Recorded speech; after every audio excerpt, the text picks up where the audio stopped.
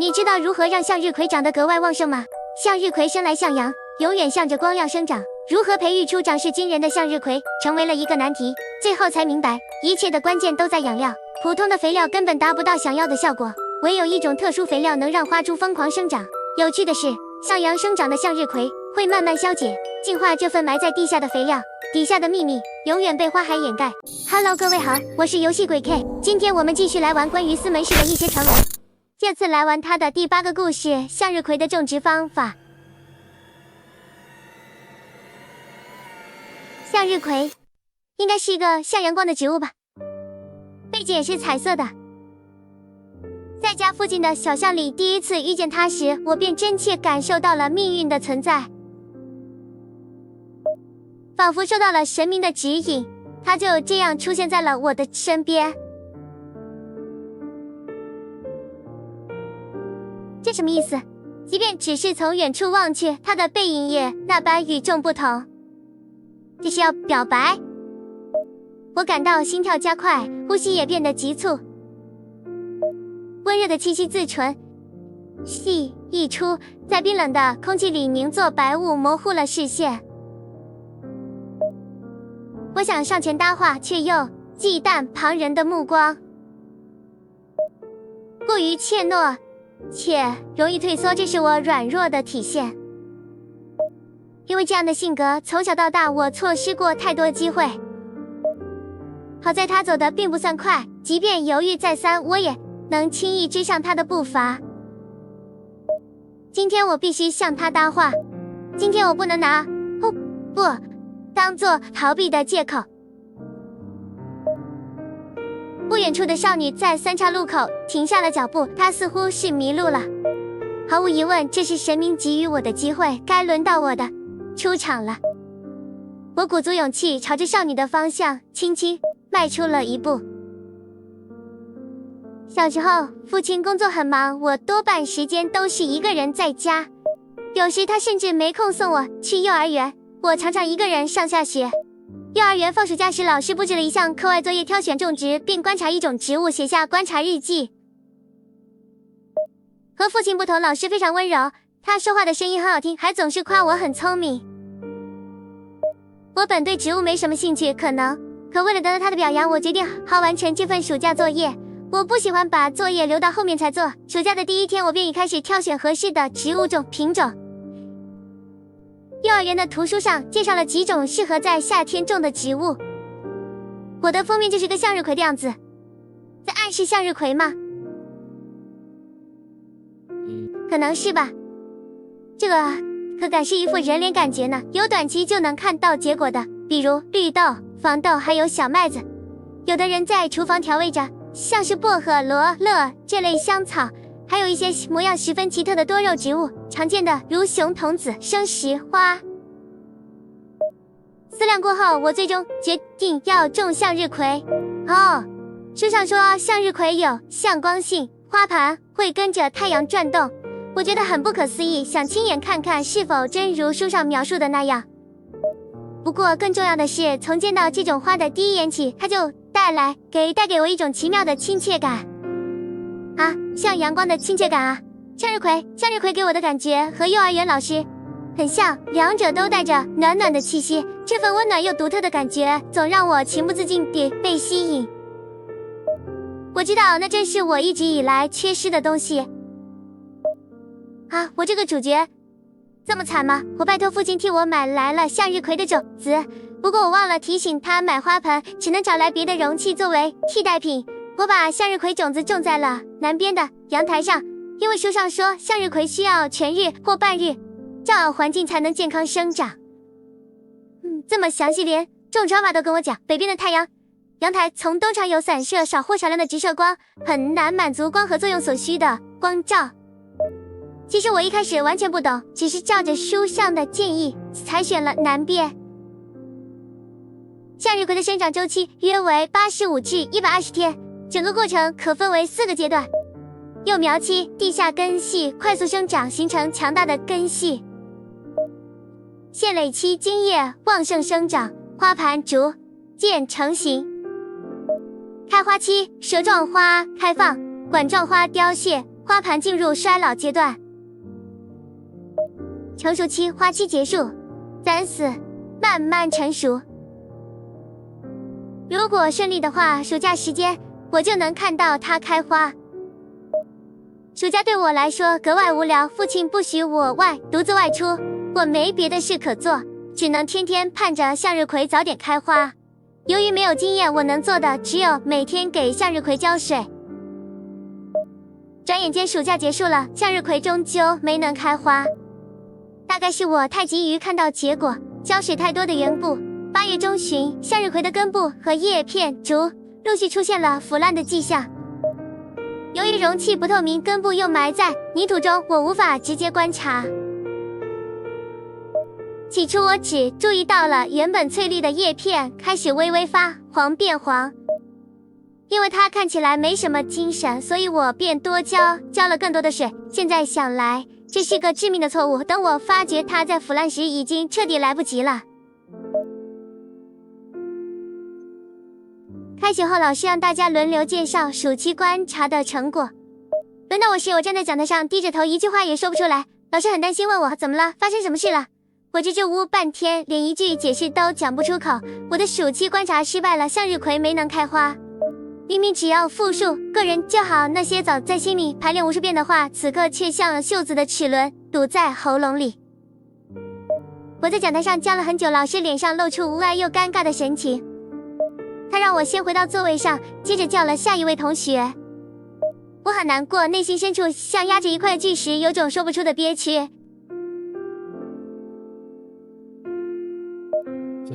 讲台时，我感觉头很晕，整个教室似乎都在旋转。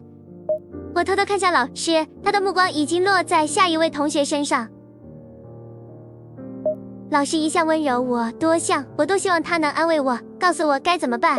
可他的注意力全在即将上台的孩子身上。那天我才明白，老师不只是我一个人的老师，他所做的一切不过是工作的一部分罢了。暑假的最后一天，父亲加班应酬到深夜11点多才到家。他一进门我就闻到了浓重的酒气，看得出来他心情不太好。醉醺醺的父亲踉跄着走到我面前，问我为什么。我实话告诉了他。父亲勃然大怒，觉得我连一盆花都养不好，还哭个不停，是个软弱无能的家伙。毫无疑问里，他揍了我一顿。我写了一整个暑假的观察日记，被他撕得粉碎。这个晚上我非常难受，被打的地方隐隐作痛，上一次挨打的淤青还没好，这次又打在了同一个位置。我不理解他为什么做出这样的事，明明只要打我就足够泄愤了。他平常总把工作压力撒在我身上，可我为什么要撕碎我辛辛苦写的观察日记呢？是我的错吗？我怎么也想不明白。上了小学后，种植向日葵成了我的爱好。因为有过失败的教训，之后在种植时我便格外小心。给向日葵浇水看似简单，可实际上要把控好水量并不是件容易的事。若土壤中水分过多，会导致根部缺氧，无法正常呼吸和吸收养分。缺氧会让根部细胞受损，甚至死亡，叶片也会因叶绿素合成不足而发黄。为了避免再出现和之前一样的情况，我把容器换成了透明的，时刻关注着根部和叶片状态。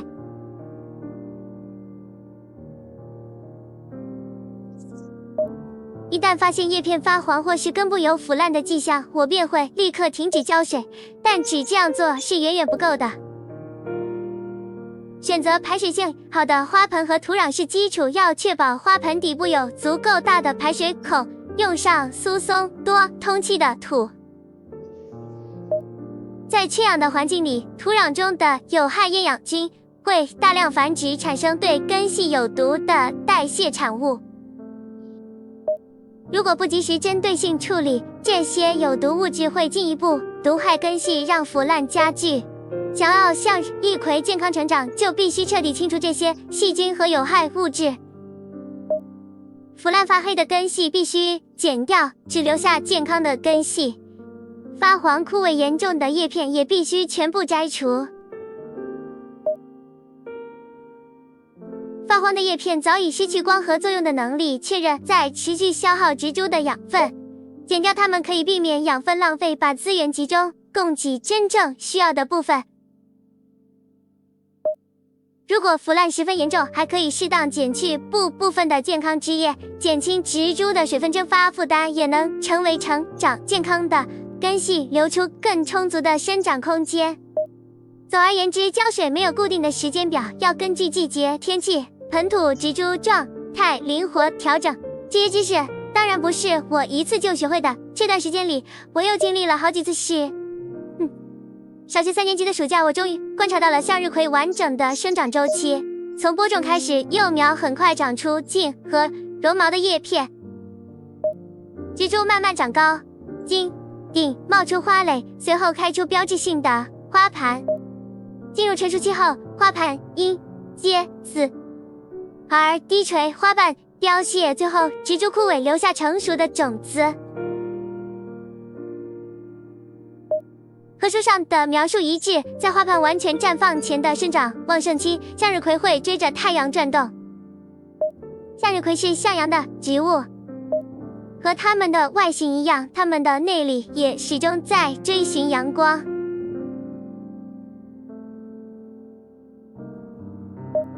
表里如一说的就是这样的存在吧，至少我是这么想的。对我而言，它们象征着光明与希望，也象征着乐观积极的生活态度。从它们身上，我间接触碰到了自己不曾拥有的东西，可只靠它们自己很难抵御这各种外在因素的侵害，所以在合适的时机伸出援手是必要的。那些腐烂的部分必须彻底剔除，只有这样，它们才能继续向着光明生长。即使是被父亲骂作废物，被班上虎学孤立排挤的我，也能做到这件事，这是我必须去做的事。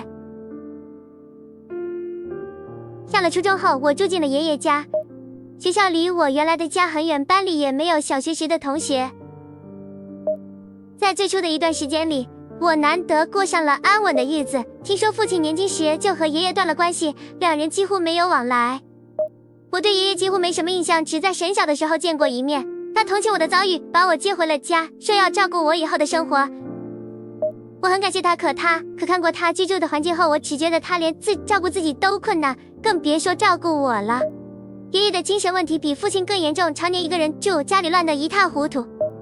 屋子里堆满了他从外面捡回来的废品，整个房间如同垃圾场般被杂物淹没，腐臭味混着霉味在空气中弥漫，连转身站立的空间都所剩无几。靠！他让我睡在阁楼，可阁楼里也早堆满了各式各样的垃圾，全是奇奇怪怪根本不该出现在家里的东西。商场的人偶模特坏掉了，理发店烫发机只剩坐垫的滑轮办公椅。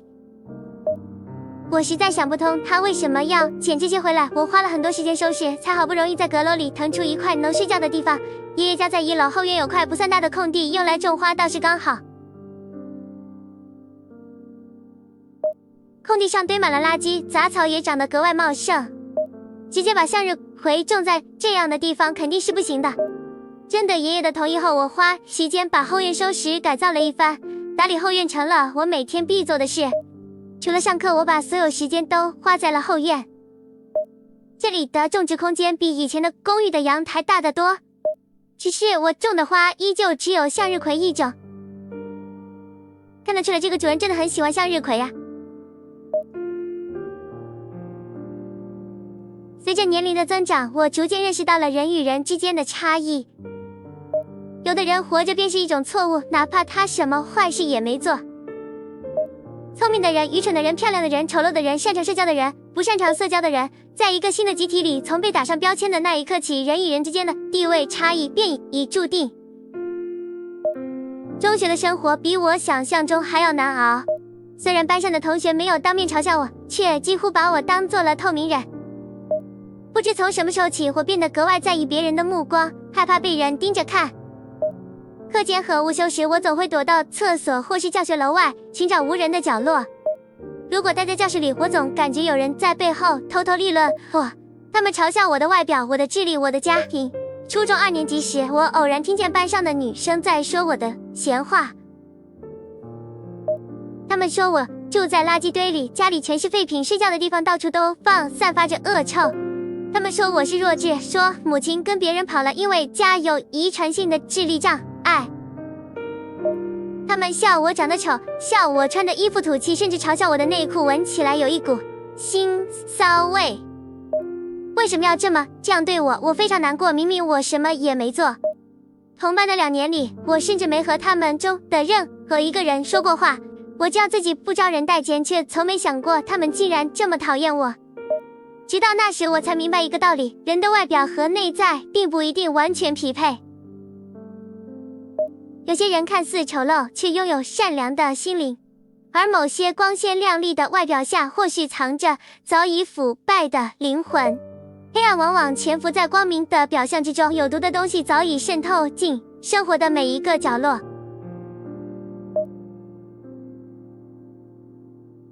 初中毕业后，我在家附近的工厂找了份工作，简单的流水线作业也似乎连我这样的人也能胜任。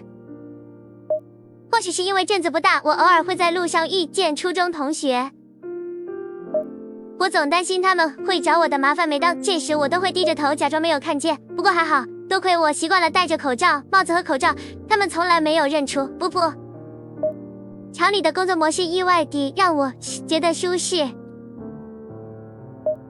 我每天机械地打卡上班，从清晨忙碌到深夜。虽然工作时间很长，但好在不太需要和别人交流。工作时所有人的注意力都集中在手头的作业上，这种无人关注的状态让我倍感安心。有了自己的收入后，我开始试着给向日葵施肥。关于施肥的知识我早就从书上看过，只是一直没有机会实践。向日葵相对耐贫瘠，但合理施肥能带来很明显的好处。科学的施肥方法能让向日葵长得更健壮，花朵更大、更鲜艳。磷钾元素能促进根系生长，让植株的根基更稳固，进而增强吸收水分和养分的能力，最终提升抗倒伏能力。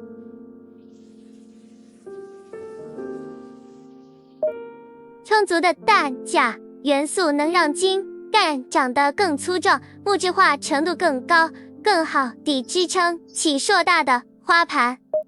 肥料的种类很多，大体分为有机肥和化肥。最开始我选用的是最常见的农家肥，一种将动物粪便与各种辅料丝和经充分腐熟后制成的有机肥料。施肥和浇水有相似之处，关键都在于控制每次的用量。首先，在准备土壤时分入足量的底肥，把肥料和种植土分充分搅匀，避免根系直接接触高浓度的肥料。其次，在向日葵生长的过程中，不同时期可以采取不同用量的追肥。我照着书上教的步骤试了很多次，也慢慢总结出了自己的经验。施肥的效果很显著，院子里的向日葵肉眼可见地比之前开得更艳丽。在我的细心照料下，它们摆脱了有害物质的侵扰，离光明又近了一步。在我初中毕业后的第2年，爷爷过世了。我开始工作后，他的身体就一直不太好，他不愿待在家里休息，仍坚持每天出门捡废品。某个夏日的午后，正在工厂上班的我接到了医院的电话，他为了捡一个掉在马路上的塑料瓶，被迎面开来的车撞死了。我把爷爷埋在了院子里，埋在了向日葵花丛的下面。开花时节，院子里的向日葵璀璨夺目。一走进院子，就像踏入了另一个世界，在这个地方，灵魂会被净化，罪孽也会得到宽恕。只有在这里，生与死的界限、贫与富的差距才真正变得平等。一个没有黑暗、充满是希望的世界，一个没有痛苦、光明又美丽的世界。怎么画风突变了？金属栅栏将房间分割为2个区域。男人与青年隔着栅栏相对而坐。青年讲完那段漫长的回忆后，男人终于开了口：你过去的经历我听明白了，但我有一点我无法理解，为什么要把爷爷的尸体肢解？啊！青年露出困惑的神色，似乎没想到会被问这个问题。这发生了什么吗？搞什么？你到现在还不知道吗？抱歉。男人低头道歉，一时间竟让人分不清谁才是接受询问的一方。青年重重地叹了口气，看上去十分不情愿回答这个问题。我已经跟他们解释过无数遍了，为什么现在还要问这种事？不好意思，麻烦您再解释一遍，我也只是听他人转述，细节方面我并不清楚。为了不刺激到他，男人用最温和的语气交谈，当然是为了让向日葵能更好的吸收养分啊。经过处理的动物尸体可以做堆肥的原料，可要是不切碎的话，该怎么用？青年说的理所当然，对此没有丝毫罪恶感。这不是常识吗？你既然连这种事都不知道，他分明想表达这样的意思。我希望爷爷能安息，所以把他葬在了向日葵下。我希望他的灵魂能跟着花盘转动，离光明更近一点。说到这时，青年的声音略带一丝哀伤，若是让不知情的人听到，很可能会对他心生怜悯。原来把人的尸体切成碎块就算是安息了吗？这句话男人没有问出口，青年将这种行为称作安葬，可见他的精神早已彻底失常。那他的头部呢？脑袋吗？这个问题我好像已经回答过很多次了，抱歉，还请你再回答一遍。男人重复着早已知道答案的问题，期盼能从中找到新的线索。因为不好处理，所以我全都埋在同一个坑里了。青年没有说谎，他说的都是实话。2个月前，警方在青年家中的后院发现了多具头骨，经过鉴定，其中部分头骨已被埋藏了近10年。坐在男人对面的28岁青年是一名重度精神病患者。过去10年间，他共计伤害了13名女性，其中有他的初中同学、工厂前同事，大部分则是与他毫无交集的陌生人。这怎么回事？他挑选目标没有特定的标准，这也是警方一直没能将他捉获的原因。他以净化黑暗为由，诱拐并杀害夜间独自外出的女性，将她们肢解切碎，做成向日葵的肥料。青年声称自己在拯救被恶魔缠身的女性，只有这样，她们的灵魂才能重获光明。当然，这全是他的风言风语。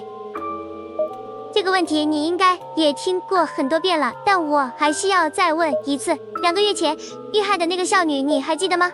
当然记得。青年点了点头，回答的没有丝毫迟疑。先夜她在我家附近迷路了，我担心她的安全，所以才上前搭话。青年的身子微微颤抖，像是想起了什么恐怖的画面。是他说想看向日葵，我才把她带回家的。他承认与少女有过接触，却没完全说实话。很明显他撒谎了，因为有监控证实少女是被他强行绑架的。半年前，青年家附近的角落安装了监控摄像头，正因也正如此，他长达10年的罪行才得以曝光。监控画面显示，当晚11点左右，少女被他强行拖进家中。当时路上没有行人，如果没有监控，恐怕很难锁定凶手身份。尽管至今仍不清楚少女为何会在深夜独自出现在离家20公里的地方，但是到如今，这些都已经不再重要。2个月前，少女失踪后，她的家人立刻报了警。然而2天后，警方找到少女时，一切都太迟了。警方在青年家的后院发现了多具头骨，一共13具，其中还包括了10年前去世的青年祖父的头骨。不过很显然，在这13具头骨中，并没有属于少女的那一份。怎么回事？青年被捕当天，警方在他家中找到了少女的残肢。少女的身体被肢解后，混着屎尿一起装进了制作肥料物的塑料桶中。腐熟到一半的肥料散发着令人作呕的阵阵恶臭。现场人员在6个塑料桶中分别找到了少女身体的不同部分。他们试图拼接尸块还原少女的模样，可最关键的头部却始终找不到。我最后再问你一次，你把她的头藏到哪里去了？耐心耗尽的男人向青年发出了最后的质问，在他强硬的语气里，此刻特意维持的违和态度已荡然无存。你们可能不相信，但我说的全是实话。这个问题我真的已经解释过无数遍了，求求你，我真的不想再说了。每次回想起来，我都感觉有人在盯着我看。青年突然缩起身子，转头看向空无一人的角落，眼神飘忽不定，仿佛房间除了男人之外还站着另一个人。那个女孩的身体已经完全被恶魔的力量侵蚀了。不过我必须承认，这全是我的失误。我也是第一次遇到力量这么强大的恶魔。替他净化体内的毒素后，我才发现事情不太对劲。侵蚀他身体的恶魔力量实在是太可怕了。我靠着，哪怕颈椎被切断，全身已经散架，他依然还在说话。我靠，这女孩头部好恐怖啊！青年的面部肌肉不停抽搐，五官扭曲变形，内心的恐惧化作狰狞的神情浮现在脸上。他一边咒骂我、嘲笑我，一边用那种轻蔑的眼神看着我。我受不了他的眼神，那眼神让我想起了我上学时候，说出来有点丢人，但我确实被他那副样子吓得浑身发软。因为我太害怕，我就把他的头和其他部分一起丢进了桶里。我本想等过段时间再看看他变成了什么样，谁知道才过了2天，警察就上门了。男人没有说话，令人窒息的沉默笼罩了整个房间。一年似乎察觉到自己并没有说出男人想要的答案。我发誓，我真的没有说谎。你们为什么就是不肯相信我？我是真的不知道他的头去哪儿了。我最后一次见到他，就是把他丢进桶里的时候。看着青年拼尽全力辩解的模样，男人不禁长叹一声。他示意青年不必再继续说下去，对方的供词和他过去2个月如出一辙。青年是重度精神病患者，或许在他的认知里，事情的经过真的就像他描述的一样。男人本想用更合的方式找到新线索，最终还没能突破。正如旁人所说，他的精神问题已经严重到无法正常交流。尽管对少女的家属满心愧疚，但眼下也只能尝试用其他手段寻找线索。男人不想再浪费时间，合上记录本后起身离开了询问室。我靠，这个少女的头部好恐怖啊！下一个故事的话叫做三养少女，该不会讲的就是这里面这个少女吧？那也未必太恐怖了。